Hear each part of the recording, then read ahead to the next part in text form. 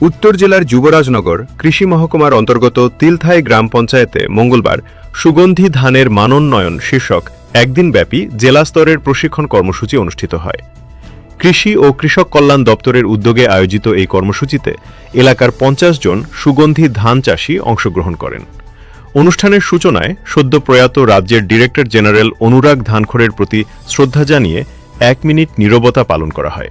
অনুষ্ঠানে উপস্থিত ছিলেন প্রাক্তন বিধায়ক ও বিএফএসির সভাপতি মলিনা দেবনাথ, যুবরাজনগর পঞ্চায়েত সমিতির সভানেত্রী অপর্ণা সিনহা দেবনাথ, কৃষি স্থায়ী সমিতির সভাপতি নান্টু গোস্বামী এবং এলাকার বিভিন্ন গ্রাম পঞ্চায়েতের প্রধানগণ।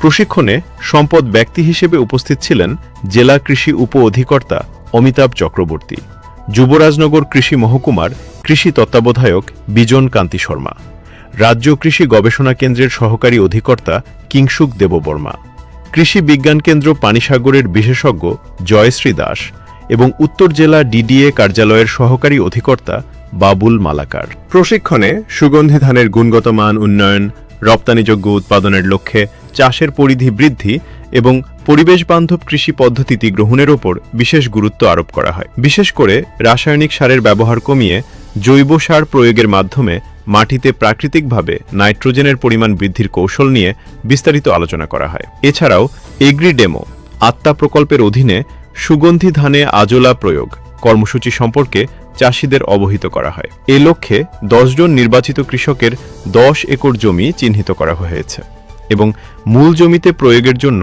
বর্তমানে আজোলার বংশবিস্তার কার্যক্রম চলমান রয়েছে। কৃষি বিশেষজ্ঞরা আশা প্রকাশ করেন, আধুনিক ও পরিবেশবান্ধব প্রযুক্তি গ্রহণের মাধ্যমে উত্তর জেলায় সুগন্ধি ধানের উৎপাদন ও গুণগত মান আরও বৃদ্ধি পাবে, যা ভবিষ্যতে রপ্তানির ক্ষেত্রেও নতুন সম্ভাবনার দ্বার উন্মোচন করবে।